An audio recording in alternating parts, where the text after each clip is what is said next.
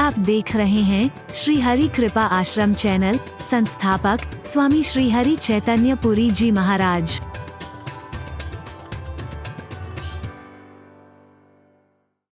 अंग क्या है? बोलो। प्राण।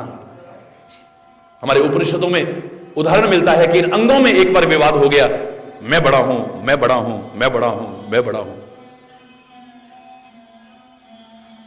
विवाद इतना ज्यादा बढ़ गया कि आखिर में ब्रह्मा जी के पास में पहुंचे। ब्रह्मा जी बताओ, हम शरीर के अंगों में कौन बड़ा है? भाई हर एक का अपना अपना महत्व है, कोई बड़ा छोटा नहीं है। नहीं नहीं नहीं, कोई तो बड़ा होगा। देखो भाई, किसी को भी छोटा बड़ा कहना मेरा काम नहीं है। जैसे मेरी सारी औलाद एक जैसी है, ऐसे मेरे बनाए सारे शरीर के अंग सब बराबर है। ये बड़ा है, ये छोटा है नहीं। फिर भी हे ब्रह्मा जी, हम आपके पास आए हैं, आपको निर्णय लेना पड़ेगा कि हम में से कौन बड़ा है, कौन छोटा है। बोले मैं तो निर्णय नहीं दे सकता हूं, लेकिन तुम्हें तरीका बता सकता हूं। जिसके शरीर से निकल जाने पर शरीर बेकार हो जाए, वही सबसे बड़ा है। आंख बोली अरे अगर मैं ना हुई ये देख नहीं पाएगा, ठोकरे खाएगा, पता नहीं कब खड्डे में गिर जाए, कब खाई में गिर जाए, कब सामने से भैंस आके मार दे, कब पीछे से गाड़ी मार दे, देख तो पाएगा नहीं। मेरे बिना गुजारा नहीं चलने वाला। आंख ने बोरिया बिस्तर बांध लिया अपना। एक दिन नहीं कहते हैं, एक साल बीत गया। एक साल बाद आंखें वापस लौटी तो आदमी सकुशल था। तुम्हारा कुछ नहीं बिगड़ा मेरे बिना। अरे बोले जैसे नेत्रहीन रह लेते ऐसे रह लिए भाई, आदत पड़ गई धीरे धीरे। आंखें बिना ऐसा नहीं कि शरीर ना रह सके। कान बोले फिर तो मेरे बिना नहीं रह सकते हैं, मैं बड़ा हूं। तू भी जाके देख ले भैया। कान भी चला गया। एक साल बाद लौटा तो फिर आदमी जिंदा मिला, वो भी बड़ा सिद्ध नहीं हुआ। जैसे बहरे रह लेते हैं, रह लिया। जवान बोली जीवन बेकार हो जाएगा, आखिर में इस पर भार बन जाएगा, ये खुद खत्म हो जाएगा या अपने आप को खत्म कर लेगा, मेरे बिना इसका गुजारा नहीं चल सकता है। जीभ भी चली गई, आदमी गूंगा हो गया। पर एक साल बाद लौट के आई तो आदमी जिंदा था। हाथों ने कहा हमारे बिना काम नहीं चलेगा, वो भी चले गए। पैरों ने कहा हमारे बिना काम नहीं चलेगा, वो भी चले गए। फिर लौट के आए तो फिर आदमी जिंदा था। हरि बोलना।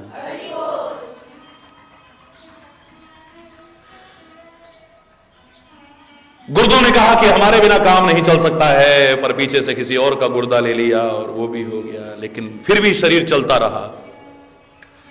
सारे अंगों ने अजमा करके देख लिया। अब नंबर आया प्राण का। प्राण अभी बोरिया बिस्तर बांध ही रहा था, जाना तो दूर, आंखें अलग लुढ़क गई, कान ने सुनना बंद कर दिया, जवान ने बोलना बंद कर दिया। वो सुहावना चेहरा भयावना लगने लग गया। सारे शरीर के अंग शिथिल हो गए। सबने कहा देवता तेरे हाथ जोड़ रहे हैं, तू सबसे बड़ा है, हम तेरी पूजा कर लेंगे, हम तेरा सम्मान कर लेंगे, लेकिन तू हमें छोड़ करके मत जाएगा, क्योंकि तू चला गया तो हमारा कुछ नहीं बचने वाला है।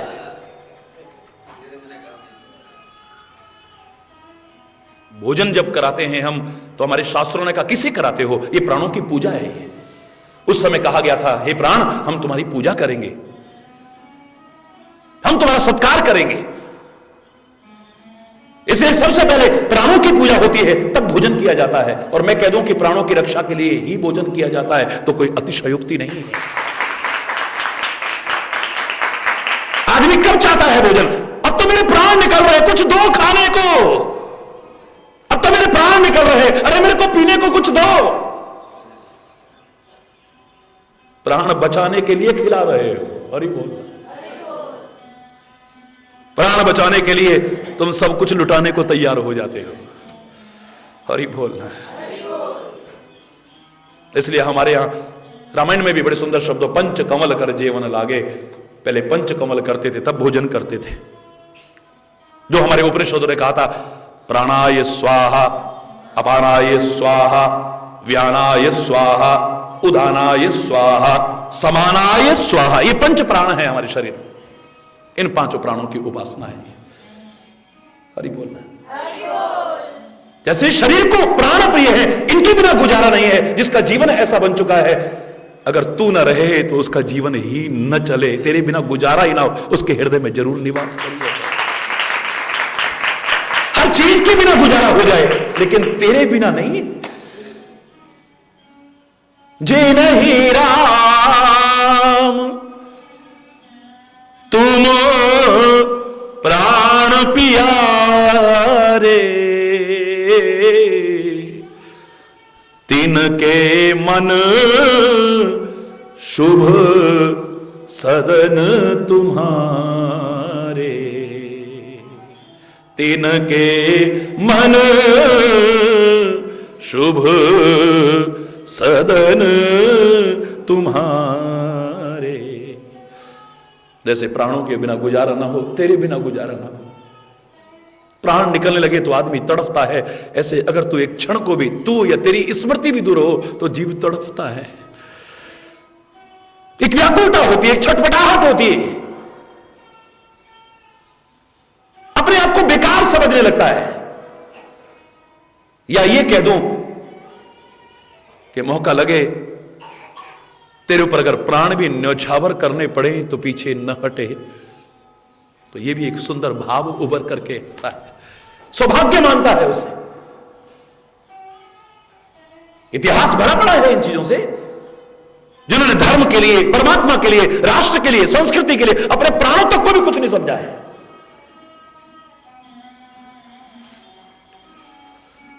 जैसे प्राण प्रिय हैं, उससे भी कहीं ज्यादा वो प्रिय हैं जिनसे प्यार करते हैं। ऐ मेरे प्यारे वतन, ऐ मेरे बिछुड़े चमन, तुझ पे दिल कुर्बान। ऐ मेरे प्यारे वतन, ऐ मेरे तुझ पे दिल कुर्बान। तू ही मेरी आरज़ू, तू ही मेरी जुस्तजू, तू ही मेरी जान, तू ही मेरी आरज़ू, तू ही मेरी जुस्तजू, तू ही मेरी जान। हो ऐ मेरे प्यारे वतन, दिल दिया है जान भी देंगे ऐ वतन तेरे लिए, हर कर्म अपना करेंगे ऐ वतन तेरे लिए। जान भी कुर्बान करनी पड़े, पीछे नहीं। फिर ये मैं तो नहीं है कि तुम छोटे हो या बड़े हो, तुम्हारा प्यार देखेगा वो, तुम्हारा छोटा बड़ा नहीं देखेगा।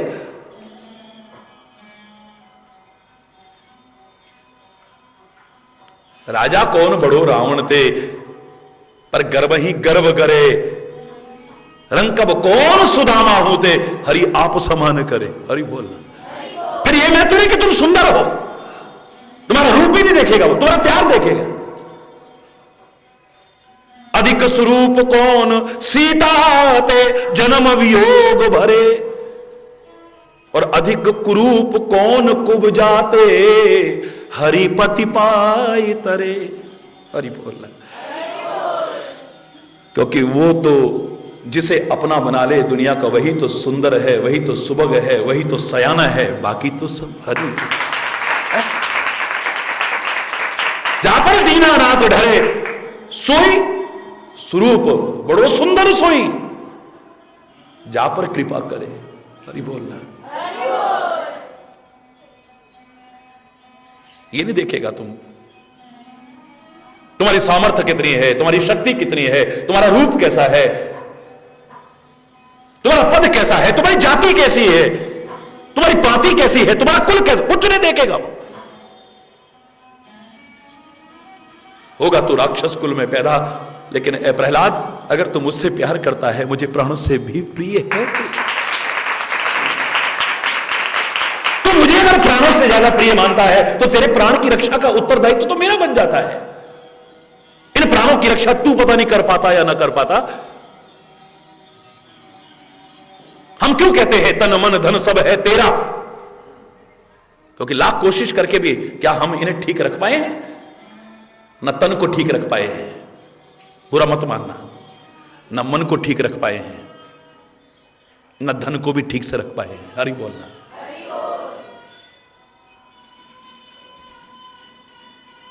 इसलिए हम कहते हैं कि तेरा, जब तेरा हो जाएगा तो निश्चित है कि तेरे जैसा सार संभाल करने वाला और कौन हो सकता है? बाल बाका नहीं होगा फिर।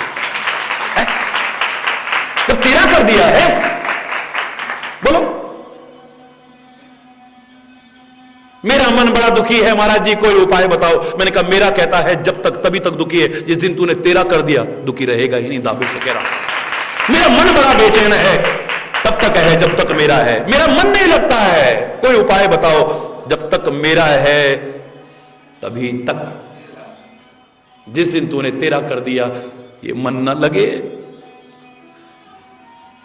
गोपियों के पास था तो उन्होंने दे दिया ना मन। उधो मन न भय 10-20, एक हो तो सोई गयो श्याम संग को आराधेश। मन दे दिया है उसको, तेरा कर दिया है। उनका मन कभी बेचैन नहीं हुआ है, उनका मन कभी दुखी नहीं हुआ है, उनका मन कभी अतृप्त नहीं रहा है। उनको नहीं कहना पड़ा कि हमारा ध्यान नहीं लगता है। उन्होंने कभी ऐसे आसन लगा करके ओ मतलब ही नहीं, ध्यान लगाना पड़ेगा उनको। अरे उनका तो हर समय ध्यान ही वही लगा हुआ है, क्या लगाएंगे वो अलग से? तुम घंटों साधना करके भी मन को एकाग्र कर पाओगे कि नहीं कर पाओगे, कोई गारंटी नहीं। जो प्यार करते हैं उनको मन लगाना नहीं पड़ता, उनका तो मन हर समय वही लगा रहता है। वो तो गाय धोती हैं तो कृष्ण गोबर लिपती हैं, तब कृष्ण रोटी बनाती हैं, तो कृष्ण बच्चों को नहलाती हैं, तो कृष्ण झाड़ू लगाती हैं, तो कृष्ण गायों की सेवा करती हैं, तो कृष्ण ये करती हैं। ध्यान वहां से हटे तब तो लगाए। हमारा ध्यान नहीं लगता, हमारा ध्यान है अरे ब्रिज में आकर के भी। और क्या तुम्हें सिखाऊं? मैं आसन लगाना नहीं सिखाऊंगा, आसन का अपना महत्व है, नकार नहीं रहा हूं। मैं प्राणायाम करना नहीं सिखाऊंगा ध्यान लगाने के लिए, प्राणायाम का अपना महत्व है। मैं कोई साधना करना अलग से नहीं सिखाऊंगा, उनका अपना महत्व है। मैं तो तुम्हें प्यार करना सिखाऊंगा, क्योंकि मैं जानता हूं अगर प्यार सच्चा हो गया हमारे हृदय में तो हमें ध्यान लगाना नहीं पड़ेगा, हमारा ध्यान हर समय लगा रहेगा। ध्यान हटेगा तब तो लगाओगे ना, बोलो। ध्यान हटाओगे तब तो लगेगा ना, है? यहां पर तन लगता है संसार में, मन वहीं लगा रहता है हर समय, है? हरि बोल।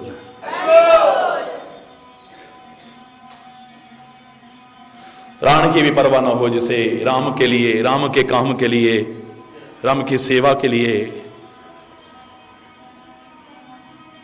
इनसे भी ज्यादा प्यारा लगे। फिर मैं तो नहीं कि तुम कैसे हो। समुद्र पर पुल का निर्माण हो रहा था, अचानक बजरंगबली एक क्षुद्र से जीव को उठा करके लाए और ला करके प्रभु के सामने बिठा दिया। वो क्षुद्र समझा जाने वाला जीव एकटक निहार करके आनंद मग्न हो रहा है। श्री राम कहते हैं, हे पवन पुत्र क्या हुआ? हे हनुमान बताओ ना, ये जीव को कहां से लाए हो? बोले प्रभु हमारे सबके इतने भारी भरकम शरीर है, ऊपर से इतनी भारी भारी शिलाएं, इतने भारी भारी पर्वत लेकर के हम आ रहे हैं, और ये जीव हमारे पैरों के बीच में से निकल रहा है। प्रभु हम तो अवधपति के सेवक हैं ना, अवध का अर्थ ही है जहां किसी का वध ना हो, उसे कहते हैं अवध।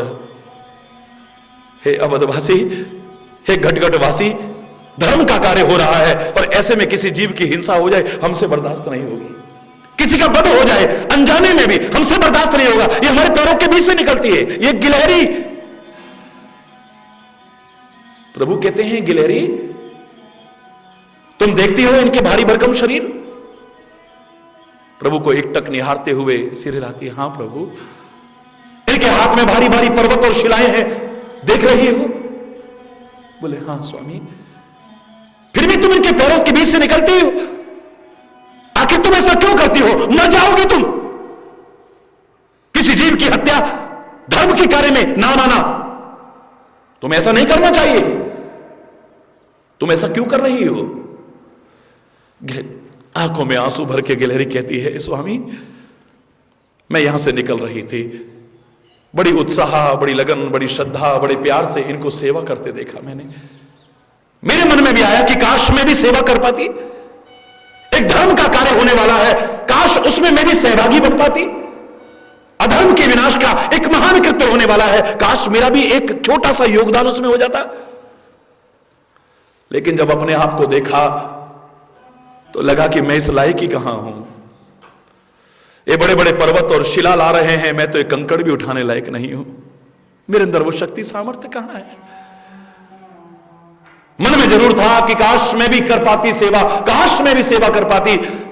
लेकिन इनके सामने जब अपनी शक्ति और सामर्थ्य को देखा तो लगा कि क्या कर पाऊंगी मैं। लेकिन हे स्वामी, मन में एक निराशा सी तो लगी थी, पर सोचा कि जिनकी सेवा में ये लगे हैं इतनी श्रद्धा से, एक बार उनके दर्शन तो करती चलूं। मैं पास से निकली, आपके दर्शन किए, आपके मुखारबिंद को देखा, अंग प्रत्यंग को देखा, लेकिन अंत में जब ध्यान आपके चरणों पर गया, मैंने देखा कि आपने कोई चरण पादुका नहीं पहनी है।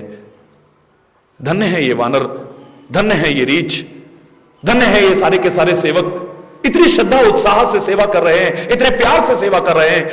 लेकिन इनके मन में यह नहीं आया कि राम तो नंगे पैर चलेंगे।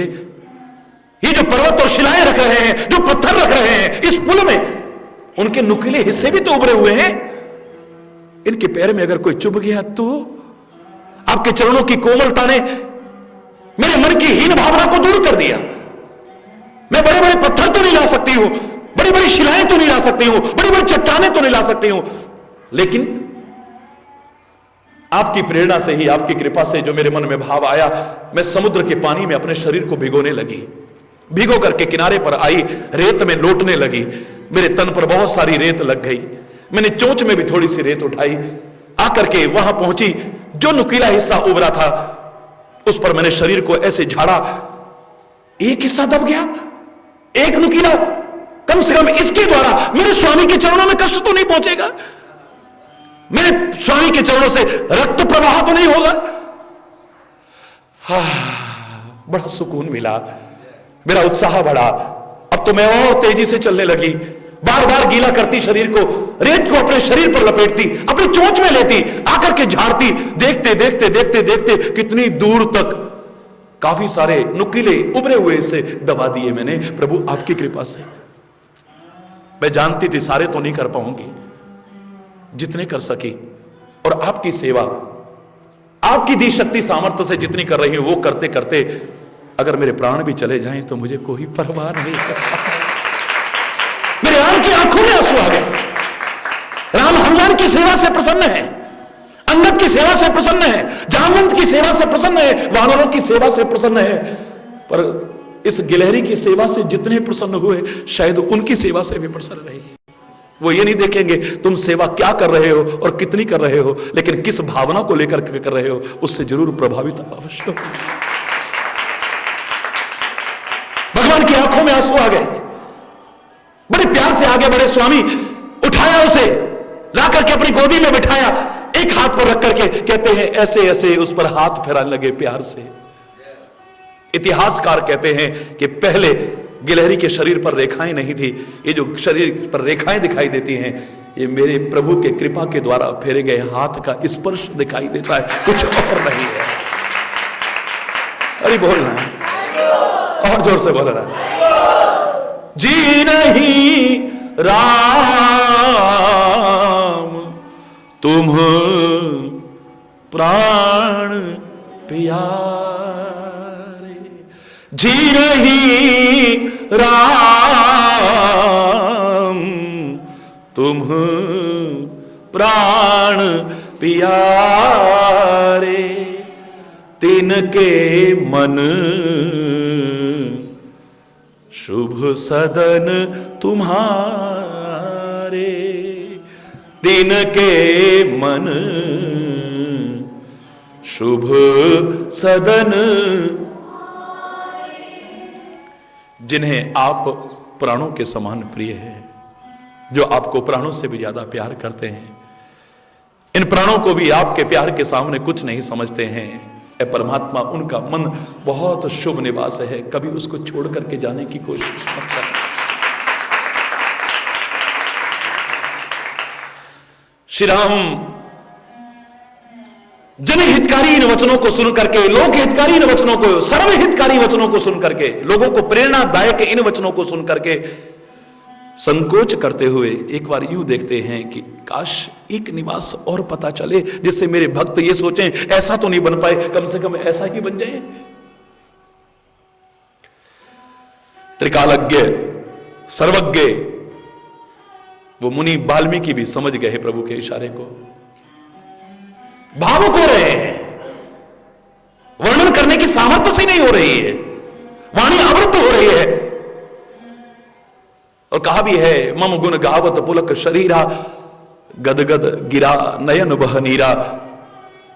मेरे गुण गाते गाते, मेरे गुण सुनते सुनते, मेरे गुण स्मरण करते करते कभी इसका शरीर अगर रोमांचित हो जाए, वाणी अवरुद्ध हो जाए, कभी अगर आंखों में जरा आंसू आ जाए, वो एक क्षण भी हजारों वर्ष की पूजा पाठ से कहीं श्रेष्ठ है और मेरी कृपा का अधिकारी बना जाता है। हरि बोल। जीवन में ऐसे सौभाग्यशाली क्षण जब हमारा हृदय द्रवित होता है, हमारे रोंगटे खड़े हो जाते हैं, हमें अजीब सी स्थिति में आ जाते हैं, आंखों से आंसू दुख के कारण नहीं, उसके प्रेम के कारण।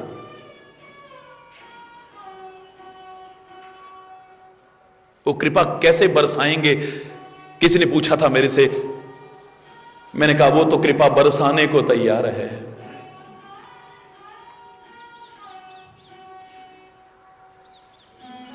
अगर तू उसके प्रेम में आंसू बरसाने को तैयार हो जाए, या किसी दुखी को देख करके करुणा का जल बरसाने को तैयार हो जाए, वो कृपा बरसाने को तैयार हो जाए। हरि बोल। इतने समय से जल चढ़ा रहे हम, शंकर प्रसन्न हुए या नहीं हुए, मैं इस बहस में नहीं पड़ता हूं। अगर तुम्हें ऐसा लगता है तो एक तरीका मैं बता देता हूं, दुख के नहीं प्यार के दो आंसू बहा देना, या किसी दुखी को देख करके इन आंखों में अगर जल भरा आता है, खाली गंगा नहीं, गंगा और यमुना का सुंदर अभिषेक नहीं, महाअभिषेक हो जाएगा। मेरा शंकर, मेरा परमात्मा प्रसन्न न हो जाए तब कहिएगा।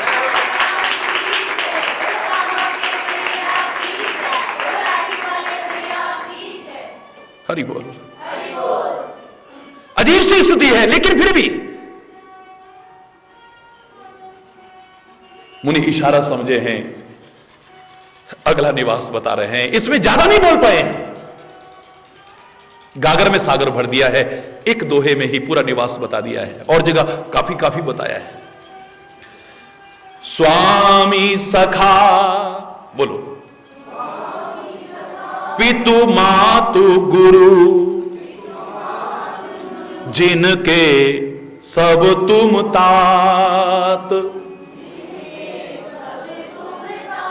मन मंदिर तिनके बसहु, मन मंदिर तिनके बसहु, सिए सहित दो भ्रात, सिए। दुनिया में लोगों से ईर्ष्या नहीं करता है, दुनिया में लोगों से द्वेष नहीं करता है, संबंधों की मर्यादाओं का त्याग नहीं करता है, किसी के हृदय को पीड़ा नहीं पहुंचाता है, अपने कर्तव्य का ठीक से पालन करता है, लेकिन दिल में जानता है दुनिया में हमेशा के लिए कोई किसी का नहीं बना है। इस दुनिया ने हमेशा किसी का साथ निभाया हो, एक उदाहरण नहीं मिलेगा।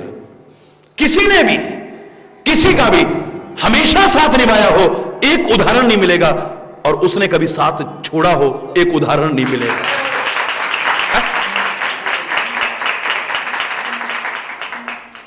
किसी का पिता साथ छोड़ जाता है, किसी की माता साथ छोड़ जाती है, किसी का बेटा साथ छोड़ जाता है, किसी की पत्नी साथ छोड़ जाती है, किसी का पति साथ छोड़ जाता है, किसी का प्रिय मित्र साथ छोड़ जाता है। संग सखा सब तज चले, कोई न निभयो साथ। पवित्र गुरुद्वारे में जाओ तो ये शब्द सुनने को मिलते हैं।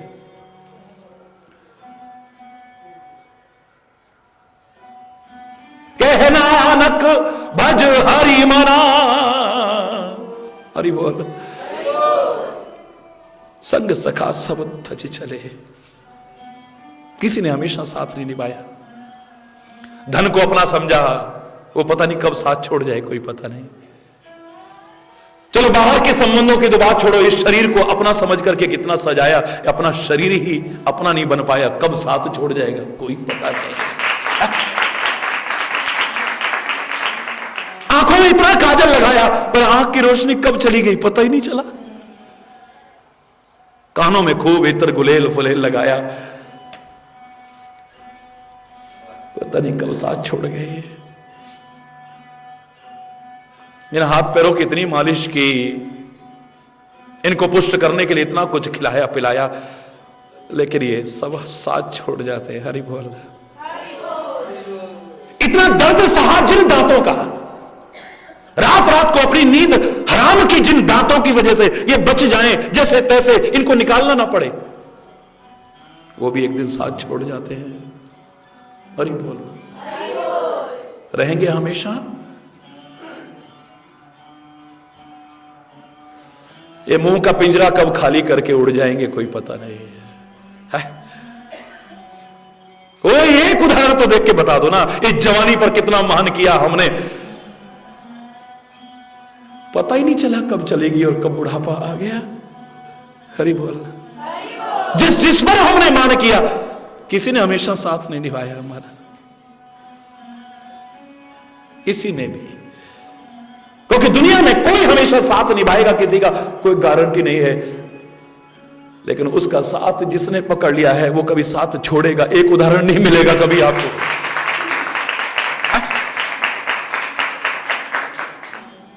दुनिया के संबंधों की मर्यादा का पालन करता रहे,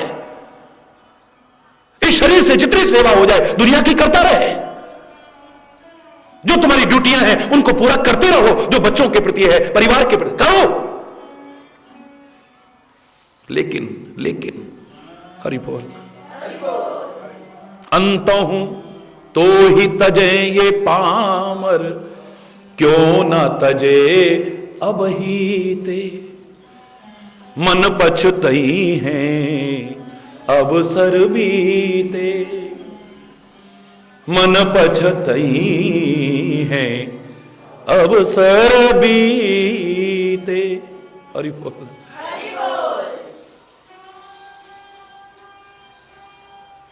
रे मन हरि का भजन कर, जब तक सुखी शरीर, अंत समय पछताएगा जब हाड़ मास में पीर।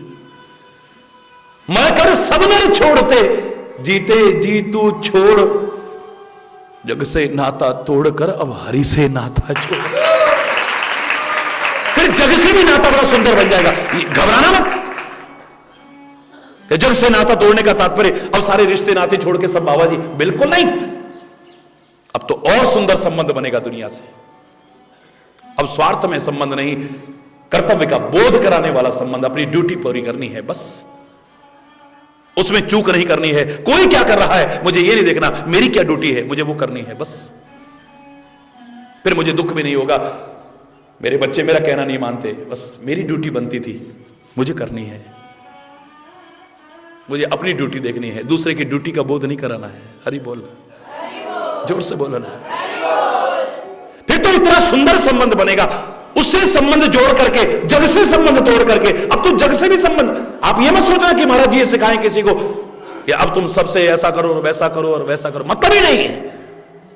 अब तुम्हारे मन में एक सुंदर भाव, जब प्रभु से संबंध जोड़ लोगे, फिर आप कहोगे सब में वही तो बैठा है, सबके अंदर वही तो बैठा है। अगर मैंने इनको कष्ट पहुंचाया तो इनके अंदर बैठा परमात्मा कभी प्रसन्न मुझसे नहीं हो पाएगा। रिश्ता मेरा है। किस वजह से? क्योंकि इनके सबके अंदर परमात्मा नाते नेह राम के मनियत सुहृद सुसेव्य जहां लो। अब सारे रिश्ते नाते उसकी वजह से हैं, क्योंकि वो जब तक है तभी तक रिश्ते नाते हैं। जिस दिन वो निकल जाता है सारे रिश्ते एक क्षण में खत्म हो जाते हैं। फिर बार बार कह रहा हूं, जिसको देखे बिना नहीं रहते थे अब देखने में डर लगता है। जिसको कभी अपने से दूर करने को मन नहीं करता था अब ले चलो ले चलो ले चलो ले चलो। जिसके जरा से कष्ट से हम बिलक उठते थे अब अपने हाथों से जला देते हैं उसे। हरि बोल। गाड़ देते हैं उसे। कितना भी प्रिय जन हो, आत्मीय जन हो, आदरणीय जन हो, हरि बोलना, जोर से बोलना। कहां गए वो रिश्ते नाते? क्योंकि हमें पता है, अब समझ में आ गया है कि जितने रिश्ते नाते हैं संसार के उसकी वजह से हैं। अगर वो निकल जाए तो किसी से फिर कोई नाता नहीं। हरि बोल। बड़ी सुंदर गरिमा दी है। और ये नहीं कहा कि ये वृद्धावस्था में तुम्हारे मन में भाव आए, बेटा ये भी कोई भगवान का नाम लेने की उम्र है। तो कब लेंगे? जब आएगी तब देखें। आएगी नहीं आएगी को गारंटी है क्या? है? पेट में जाते लोगों को देख रहे हो, पैदा होते जाते देख रहे हो, हर उम्र में हर वर्ग में अपनी आंखों से जाते देख रहे हो, फिर कह रहे हो जब उम्र आएगी तब भगवान का नाम लेंगे। है? भगवान आप सबको लंबा जीवन दे, लेकिन कौन जानता है क्षण भंगुर जीवन की कलिका कल प्रातः को जाने खिली ना खिली। एक क्षण का तो भरोसा नहीं है। अगले कदम पर क्या होने वाला है कौन जानता है? है? तुम भगवान को धोखा नहीं दे रहे हो, गुरु को धोखा नहीं, अपने आप को धोखा देने की कोशिश कर रहे हो।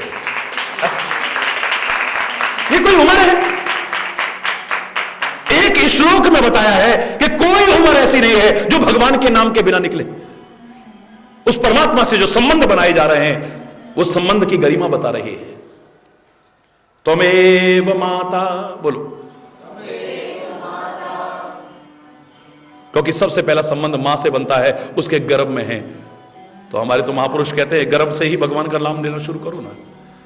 और इसी के लिए मां से भी कहा जाता है अच्छा देखो, अच्छा पढ़ो, अच्छा सुनो, क्योंकि जो तुम सुनोगे, जो पढ़ोगे, जो विचार करोगे बच्चे पर भी प्रभाव पड़ेगा उसका। हरि बोलना।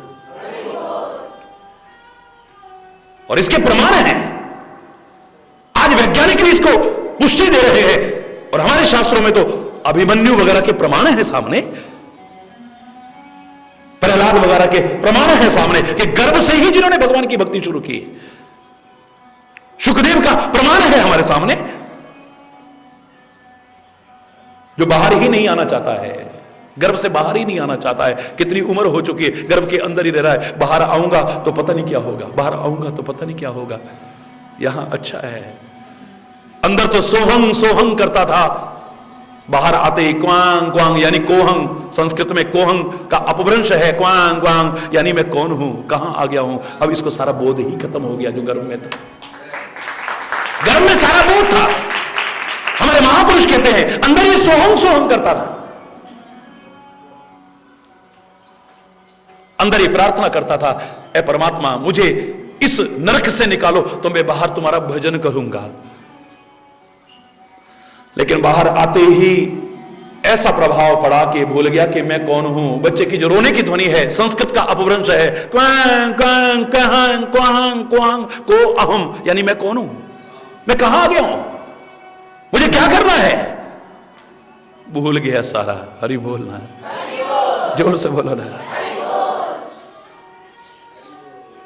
गर्भ में संबंध है, पैदा होते ही फिर सबसे पहले तो मां के पास रहेगा ना। व्यक्ति का सबसे पहला रिश्ता किसके साथ बनता है बोलो? पहला रिश्ता। इसलिए पहला रिश्ता भगवान से कहा है त्वमेव माता,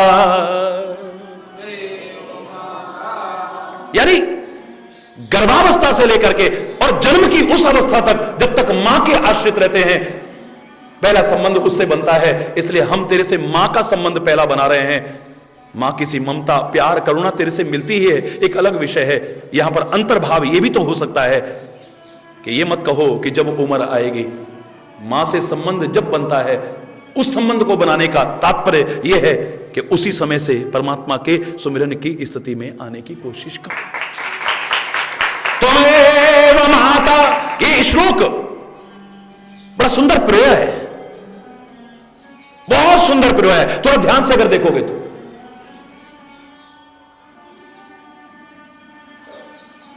तो मेरी मां है, या तुम्हारे मन में ऐसा भाव आ जाए मां भी तो तू ही है, ए मां तेरी सूरत से अलग भगवान की सूरत क्या होगी, उसको नहीं देखा हमने कभी और उसकी भी जरूरत क्या होगी। क्या लेना धरती पर रूप मां बाप का उस विधाता की पहचान है। ए मां तू भी तो भगवान का रूप है।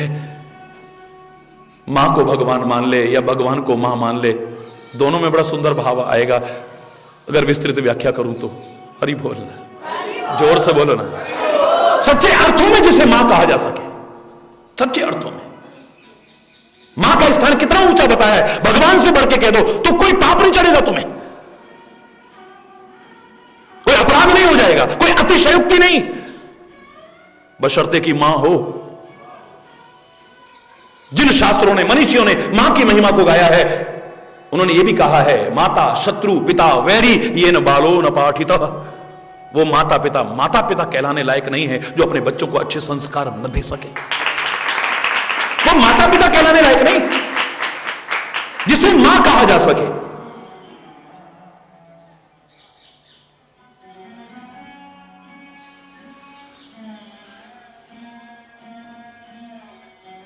हरि बोलना। वो आग ही क्या जो ठंड को दूर न कर दे, वो सूर्य ही क्या जो हमें अंधकार से उबार ना ले और ठोकरों से बचा ना दे, प्रकाश ना दे सके। मानोगे उसे जिसके अंदर ममता ना हो, दुलार ना हो, प्यार ना हो, वात्सल्य ना हो, ममत्व ना हो जिसके अंदर, और जो हमें अच्छे संस्कार न दे सके, जन्म देने के बावजूद भी वो मां कहलाने के अधिकारी नहीं हो सकते। मेरी बात बड़ी अटपटी सी लगेगी, लेकिन कहे बिना नहीं रहूंगा। लेकिन साथ में यह भी कह रहा हूं, इनका कर्जा कभी चुका नहीं सकते हो। जन्म देने के कारण भी, बाकी चीजें बाद की बात है। जन्म देते समय तुम्हें जो मौत और जीवन के बीच झूलते हुए वो एक घड़ी बिताई है, इस मां ने 9-10 महीने तुम्हें किस तरह से अपने अंदर रखा है, उसका कर्जा भी तुम चुका नहीं सकते हो।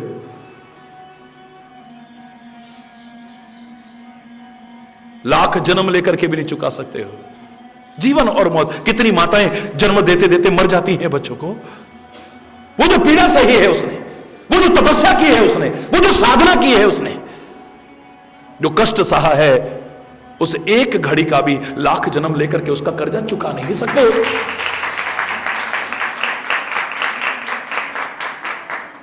वो एक अलग विषय हो गया। उसकी सेवा करना, उसका सम्मान करना, उसका सत्कार करना, उसकी आज्ञा पालन करना, उसके दिल को मत दुखाना कभी। मां के, लेकिन अगर वो मां के दायित्व को ठीक से निर्वाह करती है, अगर मैं उसे भगवान से बढ़कर के भी कह दूं तो कोई अपराध नहीं है, कोई अतिशयोक्ति नहीं। या तो फिर परमात्मा को ही अपना सब कुछ माना है, तो हर अवस्था के लिए कहा है त्वमेव माता। बोलो, क्योंकि व्यक्ति का सबसे पहला संबंध मां के साथ बनता है, उसके बाद पिता त्वमेव। अब इस लायक बना दिया है कि पिता भी थोड़ी देर गोदी में लेके जा रहा है, उंगली पकड़ के ले जा रहा है, अब उसे स्कूल में एडमिशन दिला रहा है, अब ये कर रहा है, अब वो कर रहा है। दूसरा रिश्ता किससे बनता है बोलो? पिता से। मेहनत करके कमा के ला रहा है, तुम्हारा पालन पोषण कर रहा है, तुम्हारे जीवन का भार उठा रहा है। तभी तो मैंने कहा था मेरे प्यारे बच्चों, सारे संसार के लोगों से कह रहा हूं, मेरे प्यारे भाइयों, मेरी प्यारी बहनों, 9-10 मास जिसने गर्भ में तुम्हारा भार उठाया, पैदा करके गोदी में अपना भार उठाया, दूध पिलाते हुए छाती पर तुम्हारा भार उठाया, घुमाने ले गई कंधे पर तुम्हारा भार उठाया, कभी घोड़ी बनकर के पीठ पर तुम्हारा भार उठाया, जीवन के कदम कदम पर लालन पोषण का भार उठाया, अगर वो आज बूढ़े हो गए और तुम्हें भार लगने लगे, इससे बड़ी शर्म की बात और क्या हो सकती है। वो बुजुर्ग अगर तुम्हें आज भार लगते हैं, इससे बड़ी शर्म की बात और कोई नहीं हो सकती। लेकिन हम जो बात कर रहे थे, व्यक्ति का पहला रिश्ता बनता है किससे? मां से। दूसरा संबंध बनता है पिता से। इसलिए क्रम वही रखा है, बड़ा सुंदर क्रम है। त्वमेव माता च पिता त्वमेव बंधु। अब थोड़ा बड़ा हो गया है, अगर अकेला है तो अकेलापन न करता है, काश हमारे घर में भी एक भाई होता, एक बहन होती, उससे खेलते, उससे जोड़ते। हरि बोल, जोर से बोलो। या जो है अब उनके साथ खेलना बुलना शुरू हुआ है, घर के अंदर जो और बंधु हैं, तो तीसरा रिश्ता फिर किससे बना? बंधुओं से। मेरे भाई को तूने ऐसा कह दिया जिसके लिए लड़ने को तैयार हो जाते थे, एक वो दिन आता है 1 इंच जमीन के लिए अपने भाई को मारने को तैयार हो जाते हैं। हरि बोल। शर्मनाक है, बहुत शर्मनाक है। फिर वो भाई दुश्मन जैसा लगने लगता है, जो कभी हमें अपना सहारा नजर आता था, अपना कंधा नजर आता था, जिसके लिए हम लहूलुहान होने को तैयार हो जाते थे। मेरे भाई को तूने ऐसा कहा। हरि बोलना। तीसरा रिश्ता बनता है फिर बंधु के साथ में, बांधवों के साथ में। त्वमेव माताश्च पिता त्वमेव बंधुश्च सखा त्वमेव।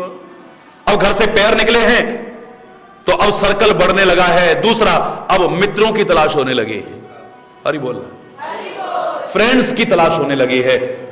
और कई बार तो मूर्खतावश ये जो प्रारंभ के रिश्ते थे, इनको भी नकारते हुए उधर झुकाव हो जाता है।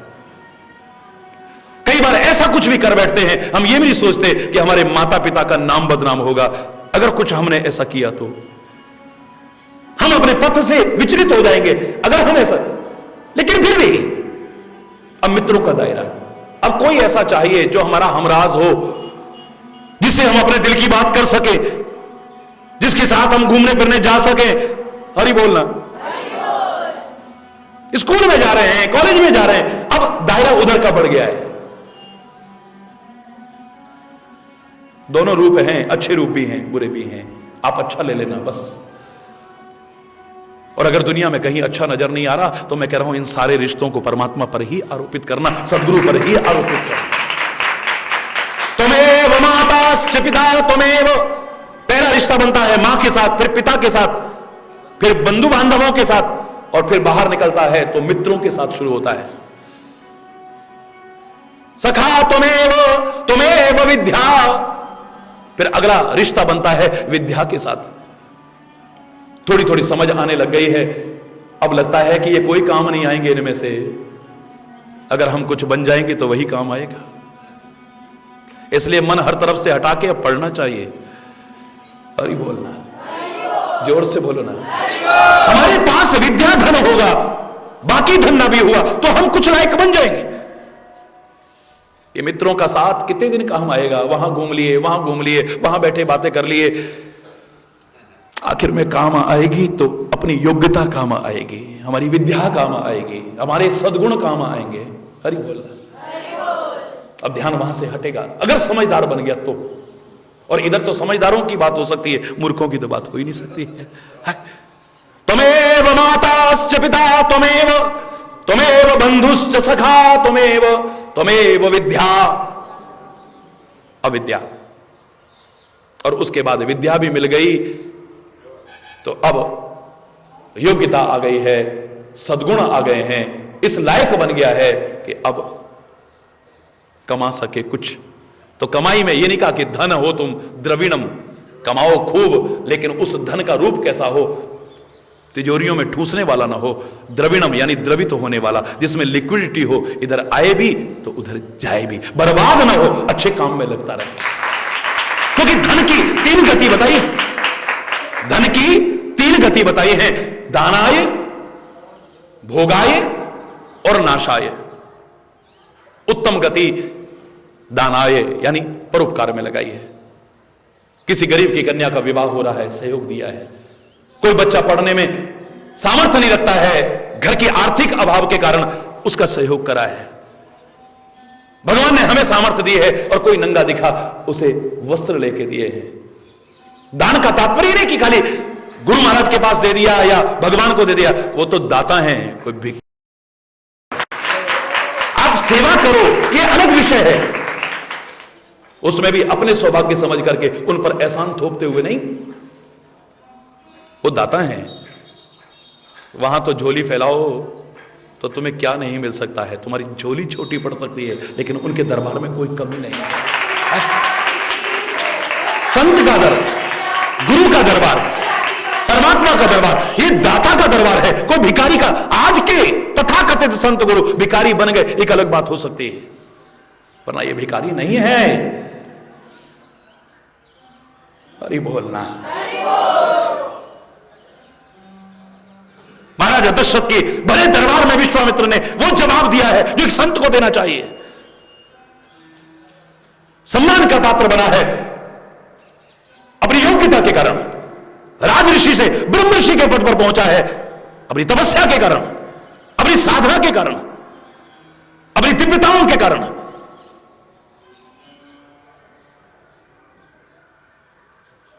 वो सम्मान बड़ा है कि चक्रवर्ती सम्राट महाराजा दशरथ सिंहासन से उतर करके उनको बिठा करके उनके चरणों में बैठते हैं, पूछते हैं महाराज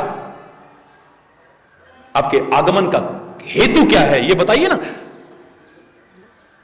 संयोग से उनके मुंह से निकल गया, मैं याचना आया हूं नृपतोही, मैं तुमसे मांगने आया हूं। सारी सभा हैरान, विश्वामित्र भिखारी मांगने आया है।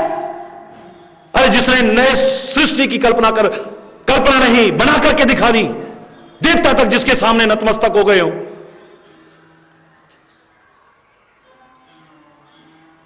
जो नया स्वर्ग बना सकता है, नई सृष्टि बना सकता है, जिसके अंदर वो शक्ति और सामर्थ्य है, वो मांगने आया है, राजा के दरबार में मांगने आया है। सभासदों की तो बुद्धि भ्रमित हुई ही, महाराजा दशरथ जैसे धर्मात्मा और परम विद्वान, उनकी भी बुद्धि भ्रमित हो गई। मैं इसे भ्रमित ही कहूंगा, चाहे किसी कारण से भी हुई हो। शायद वो घटना याद आ गई हो कि हमारे कुल में राजा हरिश्चंद्र के पास इन्होंने राज्य मांगा था, एक वो दिन था, और फिर गुस्सा भी हो गए थे, क्रोध भी इन्हें आया था। किसी कारण से भी वो कहने लगे कि मांगहु भूमि धेनु धन कोसा, सर्वस आज देहु सरोषा। मांग लो ना, कितनी जमीन चाहिए बोलो, आश्रम के लिए जमीन चाहिए कोई? जमीन के साथ साथ धन चाहिए, मांग लो, कितना मांगते हो? मांगो हो भूमि, धेनु इत्यादि गाय वगैरह चाहिए, जितनी चाहिए आपको ले जाओ। मांगो हो भूमि धेनु धन कोशा, आप अगर खजाना भी कहो तो सारा खजाना लुटा दूं महाराज। आप सर्वस्व भी मांग लोगे तो हर्षित होकर के दूंगा मैं। मांगो। विश्वामित्र कहता है कि तुम समझे नहीं हो कि संत तुम्हारी संपत्ति नहीं चाहता है, वो तो तुम्हारी संतति चाहता है, अच्छा जीवन चाहता है। तुम्हें किसने कह दिया कि मैं भूमि मांगने आया हूं? तुम्हें किसने कह दिया कि मैं धन मांगने आया हूं या गाय मांगने आया हूं या तुम्हारा खजाना मांगने आया हूं? रखो अपना। या तो बगल में कौड़ी ना हो पर बच्चा बच्चा हमें महाराज कहता है, और ही बोलना, बच्चा बच्चा महाराज कहता है, बेताज बादशाह है संत।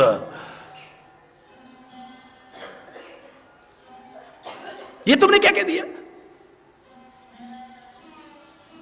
दशरथ को कान पकड़ने पड़े हैं देख करके, ये मैं क्या क्या बैठा हूं? आपने कहा कि मांगने आया हो, तो ज्यादातर बाबा लोग यही चीजें मांगने आते हैं। उससे अपराध हुआ स्वामी, आप बता दो क्या मांगने आए हो आप? ये बता रहे हैं कि संत क्या मांगता है। मैं याचन आऊं नपतोही, अनुज समेत देहु रघुनाथा, निशिचर वध में हो सनाथ। छोटे भाई लक्ष्मण सहित श्री राम मुझे दे दो बस।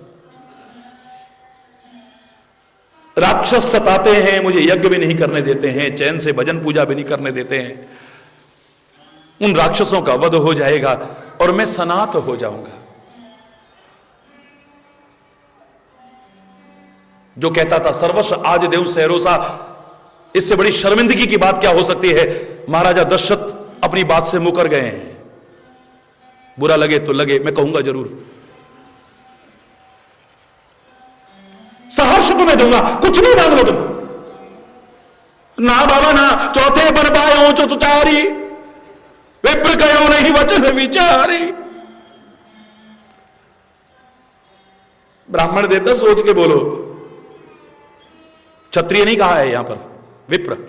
हरि बोलना, क्योंकि प्रारंभ में हमारे यहां जाति व्यवस्था जन्म से नहीं थी, कर्म के आधार पर थी। हरि बोलना। कर्म राक्षसों जैसे हो तो ब्राह्मण उच्च कुल में पैदा होकर के भी वंदनीय, आदरणीय, श्रद्धेय नहीं हो सकता है। क्या होता है तुम जानते हो अच्छी तरह से। कर्म और आचरण, भगवान कृष्ण ने तो एक ही वाक्य में कह दिया है, जन्मना जायते शूद्रः, जन्म से तो सब शूद्र हैं। कितने भी उच्च पवित्र कुल में कोई पैदा हुआ हो, उसके पैदा होते ही जो शुद्धता का विचार करते थे, उनके घर का पानी पीने को तैयार नहीं होंगे। जन्म के समय भी और मृत्यु के समय भी, चाहे कोई भी कितने पवित्र कुल में, उच्च कुल में पैदा हुआ हो, तुम्हारी नजर में शुद्धता का विचार करने वाले उस घर का पानी भी नहीं पिएंगे कितने दिन तक। हरि बोलना। उसके आते ही नातक आ गया है, जाते ही सूतक आ गया है, अपवित्रता आ गई है, अपवित्रता आ गई है। भगवान कृष्ण कहते जन्म से तो हर कोई शुद्र है, क्योंकि इसके पैदा होते ही घर में अपवित्रता आ गई है। कोई पानी पीने को तैयार नहीं जो शुद्धता का विचार रखता है। लेकिन अगर अपने कर्म और आचरणों को दिव्य बना ले, ये खुद पवित्र हो सकता है और उनको पवित्र करने लायक बन सकता है। हरि बोलना। अपने कर्मों से क्षत्रिय से ब्राह्मण बनकर के दिखाया है, उस स्थिति तक पहुंचे हैं। वो कहते हैं विप्र कयो नहीं वचन विचारी। अरे बुढ़ापे में संतान हुई है, जैसे तैसे मैं अपनी आंखों से कैसे उजल करूं उन्हें। ना बाबा ना, मैं नहीं दे सकता हूं। वाह, भरे दरबार में कहो चाहे जो मांग लो और फिर कहो रोते हुए, सोच के नहीं बोल रहे हो तुम। चौथे बन पायो सुधारी, विप्र कयो नहीं वचन विचारी। गुरुदेव वशिष्ठ कहने लगे महाराज ये उचित नहीं है, ये जो तुम कह रहे हो उचित नहीं है। ये आप जैसे धर्मात्मा राजा को शोभा नहीं दे रहा है जो कर रहे हो तुम। ये जो कहते हैं कर दो। धर्म सुजस प्रभु तुम कहां इनकर अति कल्याण। ये तुम्हारी औलाद का कल्याण होगा और तुम्हें भी धर्म और सुजस की प्राप्ति होगी।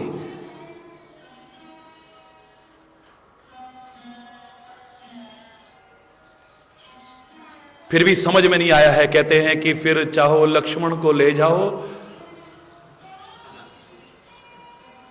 पर राम देत नहीं बनहि गोसाई। आप यज्ञ की रक्षा चाहते हो ना। मेरा लक्ष्मण अकेला ऐसा है कि सारे राक्षसों के, पृथ्वी के सारे राक्षसों को खत्म कर सकता है। तुम्हारे इलाके के 4-5 राक्षसों की बात क्या है, अकेला ही बहुत है। ये ले जाओ, राम अधेत नहीं बने। मैंने खाली राक्षसों के वध के लिए थोड़ी कहा है। दोनों के बिना गुजारा नहीं चलेगा। क्यों? फिर राम काहे को चाहिए? मैंने कहा था निश्चर वध में हो सनाथ। लक्ष्मण निश्चर वध कर दे और राम मुझ अनाथ को सनाथ कर दे। मैंने तो दोनों काम चाहे, क्योंकि मैं अभी तक अनाथ था। कौन है अनाथ? जिसके सिर पर कोई ना हो, जो अपने आप को ही अपना बाप समझे बैठा है। मैं किसी को कुछ समझता ही नहीं था। मैं सोचता था मेरे सिर पर कोई नहीं, सबसे ऊपर मैं ही हूं। सब कुछ होते हुए भी मैं अनाथ था। अब मुझे पता लगा है ये मेरा बाप आ गया है। अरे बोलना। बस ये जाकर के एक बार हाथ रख देगा ना, मेरा साथ दे देगा, मैं अनाथ भी सनाथ हो जाऊंगा। मैं अनाथ था अभी तक, अब सनाथ मेरे राम जाकर के करेंगे मुझे, क्योंकि विश्वामित्र प्रभु जिये चीनी, ऊपर नहीं कहा है लेकिन हृदय में पहचान गए हैं, विद्या निधि कहूं विद्या दीनी। ये कौन है? ये सारी दुनिया का मालिक है, ये दुनिया के मां बाप। कभी ना कभी साया उठ जाएगा, फिर आदमी अनाथ हो सकता है, लेकिन इसका हाथ तो जिस पर रखा गया, जो इसका बन गया है, वो जीवन में कभी अनाथ हो ही नहीं सकता है, क्योंकि इसका साया कभी हटेगा ही नहीं। क्यों कहा था मीरा ने, ऐसे वर को क्या वरूं जो जीवे और मर जाए, वर वरू में तो सांवरो मारो चुड़ लो अमर होए जाए। हरि बोल, हमेशा के लिए मेरा चूड़ा अमर हो जाएगा,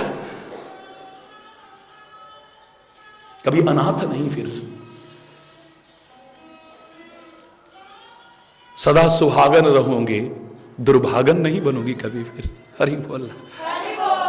थोड़ा सा वो भाग्यहीन है जिसके घर संतान नहीं, तुम्हारी नजर में वो भी मेरी नजर में नहीं, थोड़ा सा वो भाग्यहीन है जिसके घर संतान नहीं, पर सबसे ज्यादा भाग्यहीन वो याद जिसे भगवान लगे।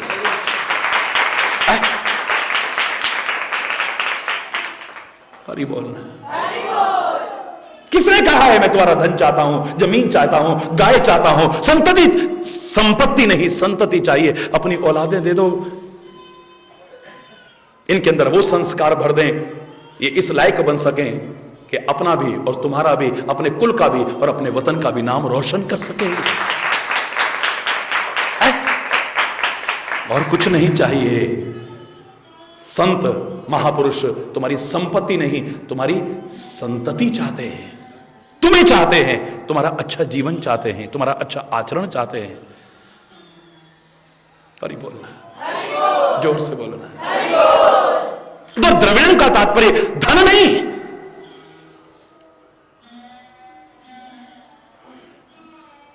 जो द्रवित होता हो, स्थिर वाला धन नहीं। और उस धन को भी याद रखना, 3 गति हैं दानाय, एक सत्कार्य में आप लगाओ, सर्वोत्तम गति है। खुद खाओ औरों को खिलाओ, यह मध्यम गति है। न खुद खाया न औरों को खिलाया, और कल को उसका पता नहीं क्या होने वाला है। हो सकता है जिनके हाथ लगे वो गुमराह हो जाएं, वो उसको भी बर्बाद कर दें और खुद भी बर्बाद हो जाएं, उस पाप के भागीदार भी तुम बनो। ये निकृष्ट गति है, ये सबसे निकृष्ट गति है। बीरबल और अकबर का चलता रहता था, दरबारी इस चक्कर में रहते थे कि इसको कब पराजित करके दिखाएं हम, इसको नीचा कब दिखाएं। रोज कोई ना कोई नया प्रश्न लेके जाते थे, महाराज इससे ये पूछो, महाराज इससे ये पूछो, क्योंकि जलते थे ना, ईर्ष्या होती थी उन्हें। एक दिन तो प्रश्न ऐसा करा, समय तो काफी हो रहा है, एक दिन ऐसा प्रश्न करा, महाराज इससे पूछना इसकी हथेली पर बाल क्यों नहीं। हरि बोलना, जोर से बोलो ना। और सारे आगे दरबार में कि आज देखेंगे क्या जवाब देता है, कि महाराज सिर पे भी बाल हो सकते हैं, नाक पे भी बाल हो सकते हैं, गालों पे भी बाल हो जाते हैं, कानों में भी बाल हो जाते हैं, नाक में भी बाल हो जाते हैं, छाती पे भी बाल हो जाते हैं, हाथ पैरों पर भी बाल हो जाते हैं, पीठ में भी बाल हो जाते हैं, शरीर के हर अंग में। हथेलियों में और तलवों में बाल क्यों नहीं, हथेलियों में क्यों नहीं बाल, यह प्रश्न था। देखेंगे बेटा आज क्या जवाब देता है। हरि बोल। दरबार सजा हुआ है, सब उत्सुक है। महाराज ने पूछ लिया, बीरबल बताओ तुम्हारी हथेलियों में बाल क्यों नहीं है। महाराज मैं रोज आपको खुश करता हूं और रोज आप कोई ना कोई उपहार देते हो, ये लेते लेते लेते लेते मेरी हथेलियां घिस गई हैं, इस बार बाल ही नहीं आते हैं। इतने उपहार आप देते हैं, उनके रखते हुए इस हथेली पर बाल नहीं आ पाते। अच्छा, तो सारे खड़े होकर के जो जलने वाले थे, महाराज इससे ये पूछो फिर आपकी हथेली में। राजा बोला कि फिर मेरी हथेली में क्यों नहीं है। बोले आप देते रहते हो इसलिए आपकी हथेली में नहीं है। अब बेचारों का मुंह इतना सा रह गया, अब क्या कहें। इनसे पूछो महाराज फिर हम सब की हथेली में बाल कर। बोल तुम जलन के मारे यूं यूं करते हो ना, रगड़ते हो, इसलिए तुम्हारी हथेली में फिर। हरि बोल। तो आज एक बड़ा अच्छा प्रश्न किया, एक बीच में बात आ गई तो उस प्रश्न को कहकर के आज यहां विराम देंगे, बाकी कल ईश्वर की कृपा से तो वो आज बड़ा अच्छा प्रश्न लेकर के आए हैं। महाराज इससे कहना कि बाजार से सामान खरीद के लाए, 5 रुपए का अब लाए, 5 रुपए का तब, और 5 रुपए का ना अब ना तब। अब इसका कोई जवाब ही नहीं। बादशाह बोला ठीक है भाई, दरबार में आज ज्यादा भीड़ है। बादशाह कहने लगा बीरबल ये 15 रुपए पकड़ो, 5 रुपए का अब लेकर के आओ, 5 रुपए का तब लेकर के आओ, और 5 रुपए का ना अब ना तब जाओ लेकर के आओ। जो आज्ञा जापना देखूंगा आज क्या लाता है। और लोग भी बोले अरे आज पता चलेगा इसका। दुनिया में अब तब और ना अब ना अब तब ये कहां मिलेगा? ये कई घंटे हो गए, किसी को भोजन नहीं सूझ रहा है, कोई दरबार से उठ के नहीं जा रहा है। महाराज बीच में कई बार होके भी आ गए, लेकिन सब बैठे हैं। अब ना भूख ना प्यास ना नींद ना, सब उड़ गई है। कई घंटे बाद बीरबल आया, मजदूर साथ में हैं, इतना सारा सामान लाद के लाया। सस्ते जमाने थे, सस्ते जमाने थे। खूब सारा सामान लेकर के आके महाराज के चरणों में रखा। महाराज स्वीकार करें। ये क्या है? ये महाराज अब है। क्या? महाराज ये सब सामान लाया हूं, कुछ फल हैं, कुछ मिठाइयां हैं, कुछ पकवान हैं, कुछ मेवा है, कुछ मिष्ठान है। ये अभी काम आएंगे, बाद में काम आने वाले नहीं है। ये 5 रुपए का अब लाया हूं। हवा खराब, तो 5 रुपए का तब। बोले महाराज जब मैं जा रहा था, देर इसलिए लगी, फुटपाथ पर, आपके राज्य में फुटपाथ पर एक व्यक्ति को, फटे हाल व्यक्ति को बर्फ जैसा शरीर हुआ पड़ा है और बिल्कुल कमजोर हुआ पड़ा है, तन पर ढकने के लिए कपड़े भी नहीं है, सर्दी में ठिठुर रहा है, लगता था बहुत पीड़ित है और बहुत दिन से भोजन भी नहीं।